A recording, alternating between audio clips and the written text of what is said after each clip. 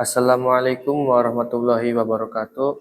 Perkenalkan, saya Aditya Fatur Rahman dengan nomor NIM 22501002.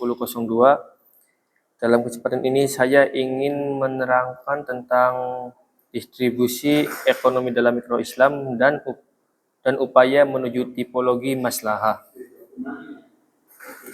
Langsung saja, yang pertama yaitu tentang distribusi dalam ekonomi mikro Islam. Konsep distribusi. Dalam kajian ekonomi mikro, distribusi dipahami sebagai proses penyaluran sumber daya ekonomi kepada para pelaku ekonomi. Proses ini mencakup sisi konsumsi dan permintaan, serta sisi produksi dan penawaran. Dalam perspektif ekonomi Islam, distribusi memiliki tujuan yang lebih mendalam, yaitu memastikan setiap individu sebagai pelaku ekonomi tidak mengalami hambatan dalam memenuhi kebutuhan hidupnya. Dengan terpenuhinya kebutuhan tersebut, seseorang dapat menjalankan perannya sebagai hamba Allah secara optimal dan terhindar dari perbuatan maksiat akibat tekanan ekonomi. Islam memandang distribusi sebagai aspek yang sangat fundamental dalam sistem perekonomian. Hal ini karena distribusi berfungsi sebagai instrumen untuk mencegah penumpukan kekayaan pada kelompok tertentu saja. Prinsip ini sebagaimana dijelaskan dalam Quran Surat Al-Hasyr ayat 7 yang menegaskan agar harta tidak hanya beredar di kalangan orang-orang kaya. Ayat tersebut menjadi dasar larangan terjadinya kesenjangan ekonomi serta penolakan terhadap sistem ekonomi yang mengandung unsur ketidakadilan. Selanjutnya, tahapan distribusi dalam ekonomi Islam. Distribusi dalam ekonomi Islam itu terdiri atas 3 fase utama, yaitu yang pertama distribusi praproduksi. Tahap ini berkaitan dengan pembagian dan akses terhadap sumber daya sebelum proses produksi berlangsung, seperti kepemilikan lahan, modal, dan tenaga kerja. Yang kedua, distribusi pasca produksi.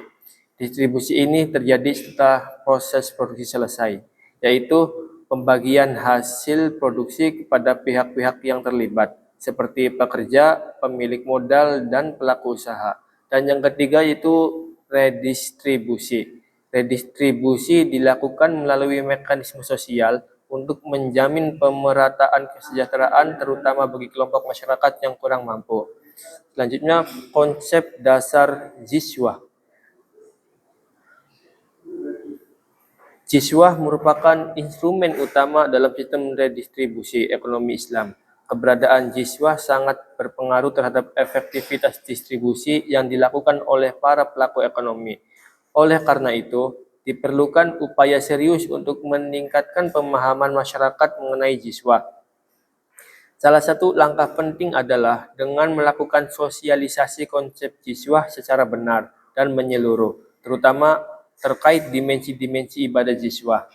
Secara umum, terdapat 3 dimensi utama dalam jiswah, yaitu dimensi spiritual, dimensi sosial, dan dimensi ekonomi. Ketiga dimensi tersebut perlu dipahami dan disosialisasikan kepada masyarakat agar jiswah dapat dijalankan secara optimal. Selanjutnya yaitu tentang upaya menuju tipologi maslahah. Tidak dapat disangkal bahwa kondisi ideal bagi perjalannya sistem perekonomian adalah ketika para pelaku ekonomi memiliki karakter sebagai maslahah. Dalam kondisi tersebut, aktivitas ekonomi termasuk distribusi juga akan berjalan secara seimbang dan berkeadilan. Ketidakseimbangan yang terjadi pada sisi produksi, konsumsi maupun distribusi yang pada akhirnya mengganggu mekanisme pasar pada dasarnya disebabkan oleh tidak semua pelaku ekonomi memiliki orientasi maslahah dalam setiap keputusan ekonominya. Banyak pelaku ekonomi yang masih berorientasi pada kepentingan pribadi semata tanpa mempertimbangkan dampak sosial. Oleh karena itu, diperlukan berbagai langkah strategis agar secara bertahap terjadi proses transformasi karakter pelaku ekonomi menuju tipologi maslahah. Transformasi ini diharapkan mampu memperbaiki ketimpangan ekonomi dan mendorong terciptanya sistem ekonomi yang adil dan berkelanjutan. Selanjutnya, Pembahasan mengenai tipologi ini juga mengungkap adanya berbagai kelemahan manusia dalam aktivitas ekonomi yang perlu diperbaiki melalui pendekatan nilai moral, spiritual, dan sosial dalam Islam. Mungkin itu saja yang bisa saya jelaskan dalam kesempatan ini. Kurang lebihnya mohon maaf. Wassalamualaikum warahmatullahi wabarakatuh.